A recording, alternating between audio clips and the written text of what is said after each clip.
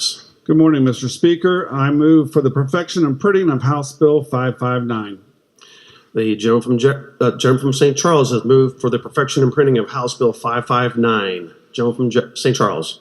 Thank you, Mr. Speaker. I move that the title for House Bill 559 be agreed to.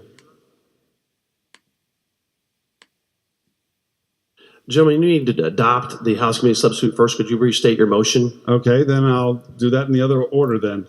Mr. Speaker, I move that the House Committee substitute for 559 be adopted.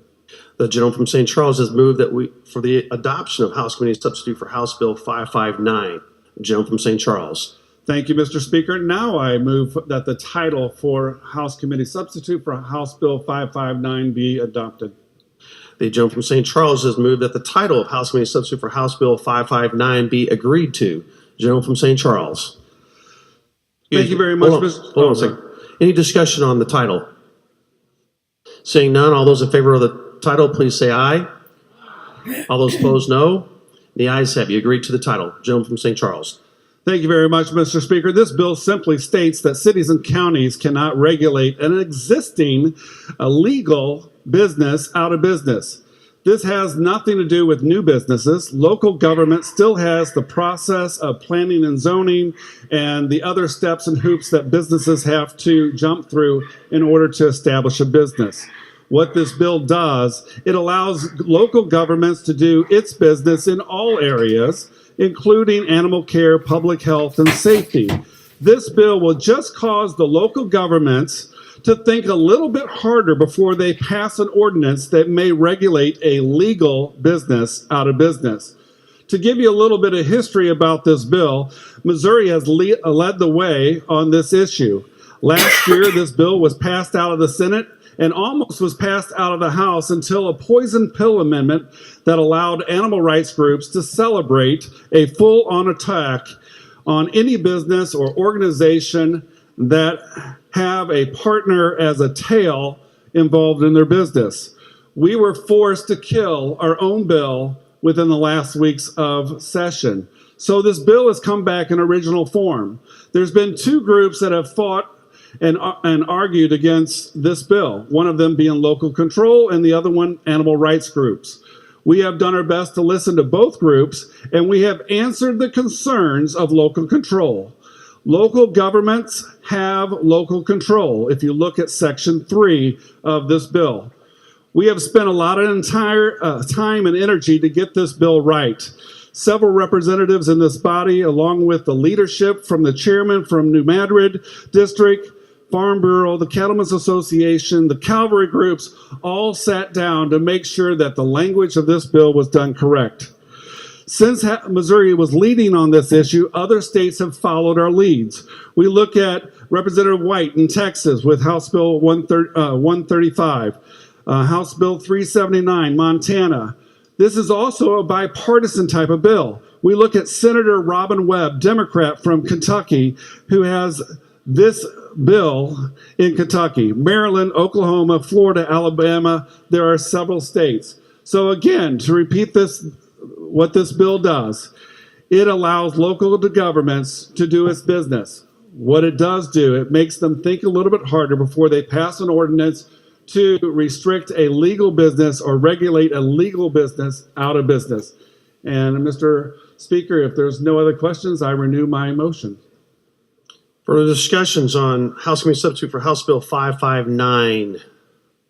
Lady from St. Louis County, what purpose do you rise? Thank you, Mr. Speaker. I have an amendment to offer. It ends in .01H, and I move for its adoption. Gentleman from St. Charles, please state your point of order. Yes, Mr. Speaker, I would like to direct you to Rule 49-4 in the rule books. Her amendment, well, first of all, the current bill is only 15 lines. Her amendment strips all or deletes all 15 lines and creates a new bill. So I ask for you to rule in favor of the point of order. Further discussion, lady from St. Louis County. Thank you, Mr. Speaker, to speak on the point of order. Proceed. Thank you. The amendment I offer is within the scope of the bill. The gentleman was bragging about how all the players came to the table, and so that's not true. None of the local municipal leaders are opposed to this, both Republicans and Democrats. And his bill, when he talks about a poison pill that happened last year at the end of session, that was brought forward by our own Republican colleague, the respected Jay Houghton. So I don't know what he's getting at with this, but he agreed to a compromise last year. This is the language that everybody could agree with, and I urge you to rule against this point of order so we can have a discussion on this issue so that all sides are represented. Thank you. The chair rules that the point of order is well taken. It does clearly violate Rule 49-4. Ms. Clerk, please send the amendment back to the amendment maker. Further discussion on House Bill 559. Lady from St. Louis County. Thank you, Mr. Speaker. To speak on the bill, please. Proceed. Thank you. So, there's been a lot of misunderstanding with this bill from pretty much the day it was filed. I am very frustrated. Because of term limits, there's not a lot of continuity from session to session. I was very proud to work last year with Senator Munslinger and Jay Houghton and Representative Houghton on compromise language that our municipal leaders, both Republican identified and Democrat identified local elected leaders, could live with. There is a need at the local level to do what needs to be done to protect public safety. And we have to be able to give our local elected officials some control over what happens on their, to their citizens, but also what happens on their city streets. So this bill is very one-sided and is not respectful of the needs of our counties and cities around the state. We have to be able to allow for our colleagues that have been legitimately elected just like us to have a say. This bill sat, so the original hearing on this bill happened, and there was huge outcry from folks on both sides of the aisle in the committee. The bill sat for about a month, and the chair of Ag Policy was very, very generous in allowing the bill sponsor to continue to attempt to rewrite his bill.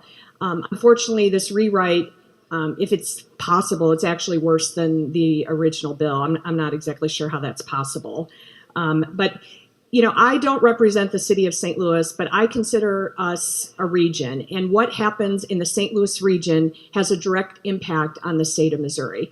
I believe that the city of St. Louis and their elected officials should have the ability to decide, like during rush hour, that horses and carriages shouldn't be going down Market Street at 5 o'clock as the financial district starts dumping out in St. Louis City. And it's important for a public safety standpoint. The bill sponsor is trying to paint this as some animal rights issue. There are situations where it gets so hot in the state of Missouri, as we know, that some of these horses need to have a break. But I believe that the business owners will do the right thing by their animals. They love their animals. They're not going to mistreat these animals. But I don't think we should tie the hands of local elected officials to step in that rare situation where there is someone who's willing to put the possibility of earning a buck in front of the health and welfare of an animal. So, I urge the body to do what's best for your local communities at home. I know a lot of you represent very, very heavy Republican districts. Republican elected officials at the city and county level deserve the right to decide what is best for their citizens.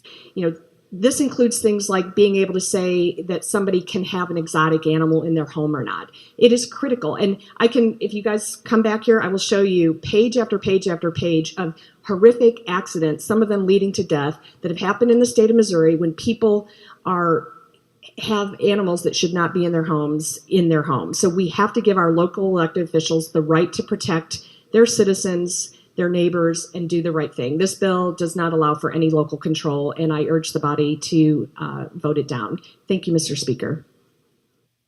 Further discussion?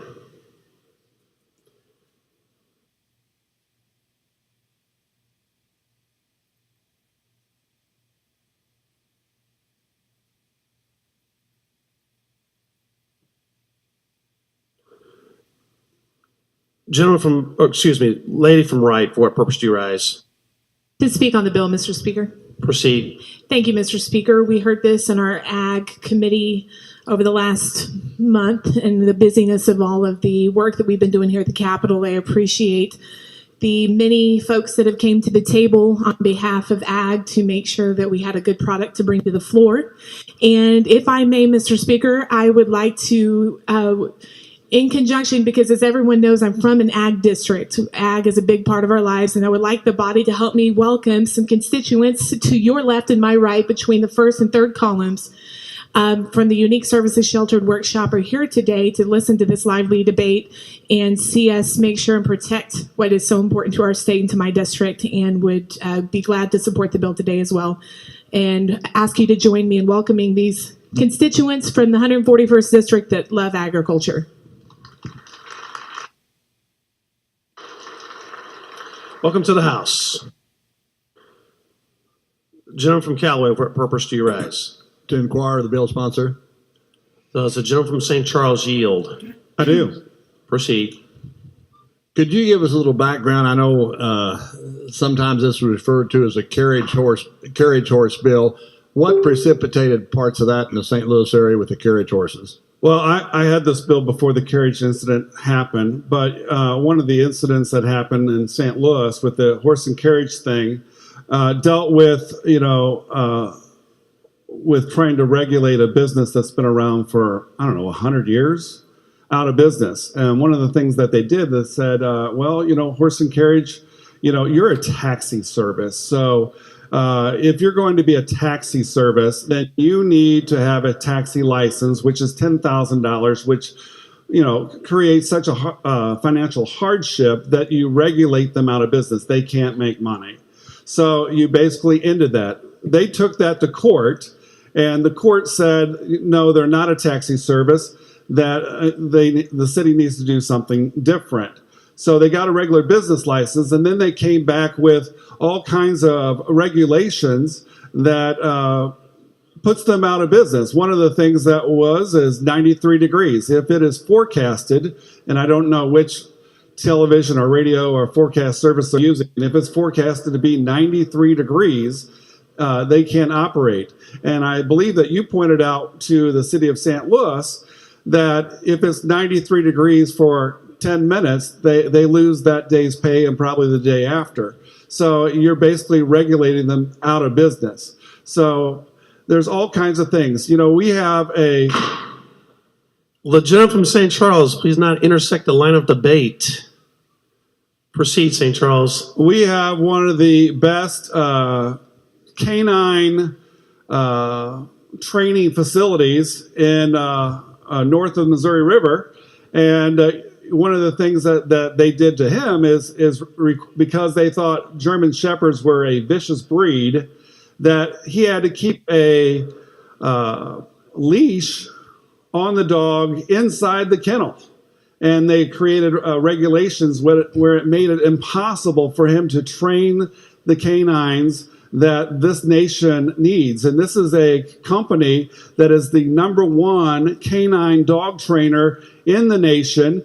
I believe the city of St. Louis bought 90 dogs from him. I know he had an order from San Antonio for like 12 or 15 more dogs.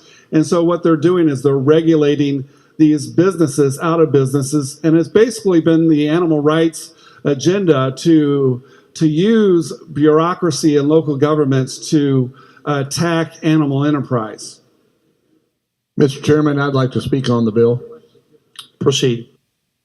I think one of the things that the reason for this bill was coming forward is that a lot of times individuals who have livestock, have animals that make a living off of them, have been attacked on the animal welfare issues. And particularly the description of a 93-degree day and no operation during that period of time. This is the type, what I'd call ludicrous issues that people are bringing up to prevent people from making a living with their animals. As a veterinarian, I wonder how many people were running down to the arch that afternoon with their dogs. A horse can handle, because they sweat, can handle 93-degree temperatures much better than dogs can. So if you want to take the horses off the street, let's take the dogs off the street.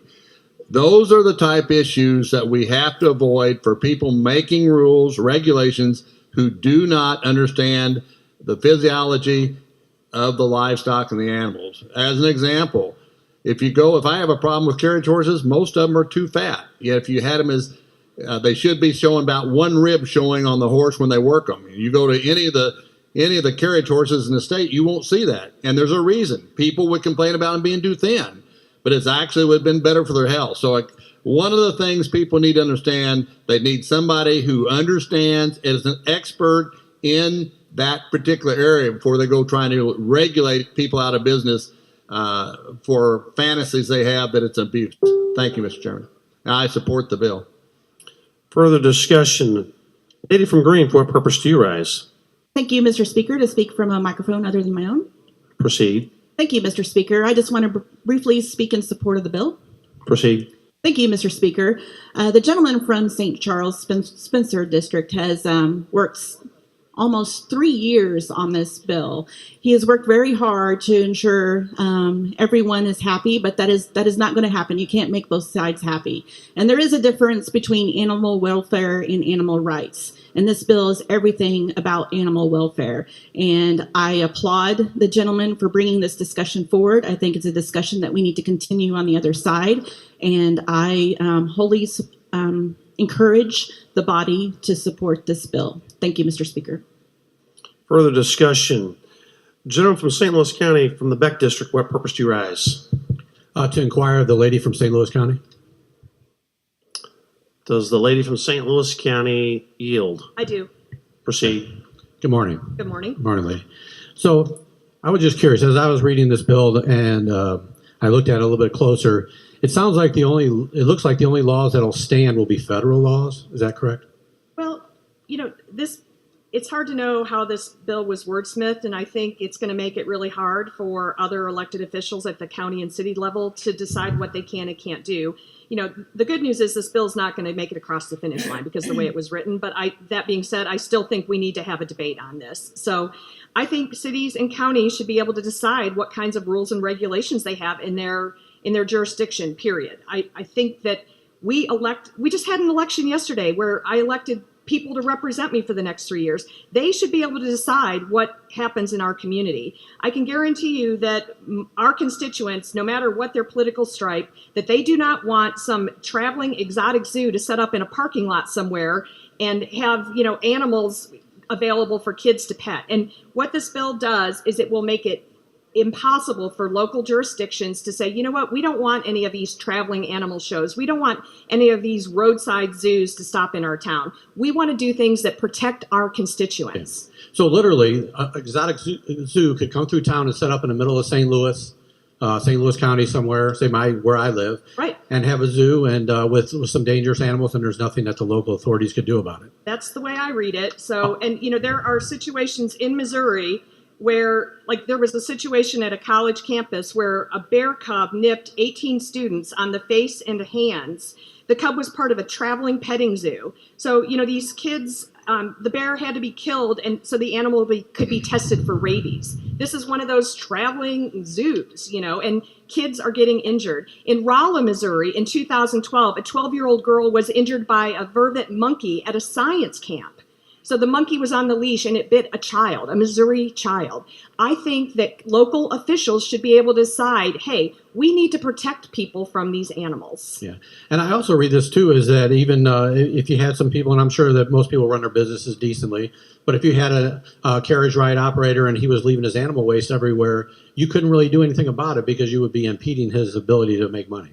Well, and that's the challenge with this bill, and that's why I think this bill's not going to go anywhere, is because they just use this phrase financial hardship. It's not defined. And so I think a savvy business owner that doesn't want to take care of their animals properly can just thumb their nose at the law and say, hey, if this bill's not going to pass, but pretend it did. Hey, me having to clean up after my animals and take care of my animals properly causes undue financial hardship on me, so I'm not going to do it.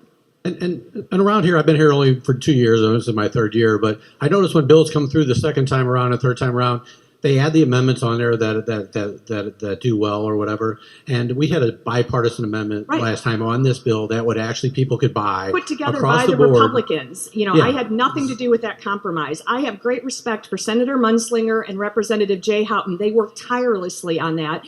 And I feel like there was an agreement made, and at the last minute, the bill sponsor changed his mind about what the language he agreed to, and that's why we're here today. And that's a shame because, you know, we talk about bipartisanship and we didn't bring it up first. The Well, bill and these sponsor things, did. this is not a partisan issue. That's what's so frustrating about this. You know, we are taking away local control from Republican elected officials as well. Well, that's a shame. Thank you, lady. Thank you. Further discussion. Gentleman from Cass, what purpose do you rise? Thank you, Mr. Speaker, to inquire the bill sponsor. Does the gentleman from St. Charles yield? I do. Proceed. Good morning, sir. Good morning. Hey, I just want to provide some clarity here on some of the conversation that's taken place, and specifically on paragraph 3. So I'm going to read part of that, and I'd like your words on it, because it says quite plainly, nothing in this section shall prevent the establishment of or alter village, town, city, or county law ordinances or rules regarding animal care. And then it goes on and on and on. And I know that you specifically put that in there, paragraph 3, in order to give the opportunity for working animals to work in conjunction with what's being done at the municipal level. So Right. do you want to comment on that? So, you know, last time around, there was two groups. The animal rights people were upset about the bill, and people who advocate for local control were advocating against the bill. We listened to them, and we tried to do everything possible to solve the issue dealing with local governments, because I'm a big local government supporter myself. So paragraph 3 says that local government can continue business as they normally do. They're allowed to do regulations for public health or animal welfare and that kind of stuff. What it says is, you know, and the paragraph 1 is you've gone through the process of the city with planning and zoning and making sure that you have all the regulations with the state. You know, they mentioned exotic animals. Exotic animals are already regulated by the U.S. and state departments already more than any other animals. And you've gone through all the process to get your business license. So you've done that. So the city had a lot of ways to say no. But the city allowed this business to be a part of their community or be part of the state. So you just can't regulate them out of business just because you changed your mind. But they've already jumped through all the hoops that you put them through. This is an existing business that the city gave permission to, and now they want to regulate them out of business just because of what they feel, not necessarily on facts, as the gentleman from the veterinarian district said earlier. So I like the way that you said that. This prevents businesses with working animals from being regulated out of business. And I appreciate what you did in paragraph 2 as well, because it says nothing in this section shall alter state, federal law, or statutes that regulate animal care, public health, and safety. So you put another safeguard in there as well. That's correct. So all the federal regulations, all the state statutes, they're solid. And so, you know, this bill does nothing to change them. It also allows the cities, and like we talked before, to continue business as normal. And if there is an issue with animal safety or public safety or whatever, the city can continue to operate as normal. They just can't regulate a business out of business to be a malicious intent to get rid of them. All right, I appreciate that. And Mr. Speaker, to speak on behalf of the bill. Proceed. Thank you, sir. What we have here is an opportunity for working animals to work in conjunction with what's being done at the municipal level. And there's plenty of safeguards in here between paragraph 2 as well as in paragraph 3. And I support this bill, and I would ask the body to do the same. Thank you, Mr. Speaker. Further discussion. Gentleman from St. Louis County, what purpose do you rise? Thank you, Mr. Speaker. To speak on the bill. Proceed. I'm very, very thankful that a couple things have been talked about in this room today. I'll start with the last one. Paragraph 3, dead center of that paragraph, the word is unless. And it goes on to basically say that the previous language is useless, that it can be overridden. But the thing I wanted to speak more pointedly to is the situation in St. Louis with carriage horses. I actually happened to represent a company to the Taxi Cab Commission during the time that that situation arose. The reason that there was governance brought into place on that is we had horses that were skin and bones pulling carriages in St. Louis City. We had one die on the streets. St. Louis City, during a 93-degree day, actually the heat coming off the pavement is pretty significant. It's much like a stovetop, because you may or may not have heard of this, but it's called an urban heat center. When you get all that concrete in one place, it holds the heat in. That temperature was actually picked with the consultation of the Humane Society and folks that are expert on horses. So the whole thing that we're talking about here is something that was specific to St. Louis City in ruling on horses. That's different than it might be in Bourbon, Missouri, when somebody's ruling on horses. Ultimately, I'm shocked again and again in this room that we talk about a local control issue, but yet the party that discusses local control constantly wants to override it.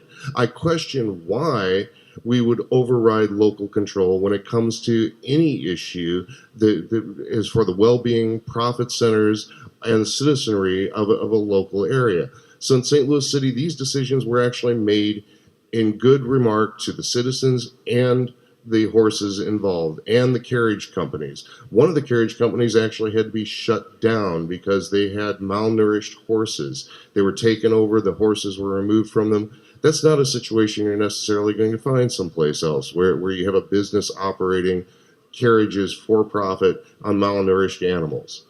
So I do want to go back to paragraph 3, and I want to encourage everyone to please read that paragraph thoroughly. This bill is sitting right in front of you on your computer. I want you to read it from top to bottom, particularly when it gets to unless. Thank you, Mr. Speaker. Further discussion, the gentleman from Jefferson, for what purpose do you rise? Thank you, Mr. Speaker. To speak on the bill. Proceed. Thank you, Mr. Speaker. The lady, my friend from the 88th District, made the point that this bill was not going to make it across the finish line, so I don't want to waste any more time on the floor. I'd rather just force it to a vote. And with that, I move the previous question. The gentleman from Jefferson has moved for the previous question. Mr. Clerk, please ring the bell and open the board.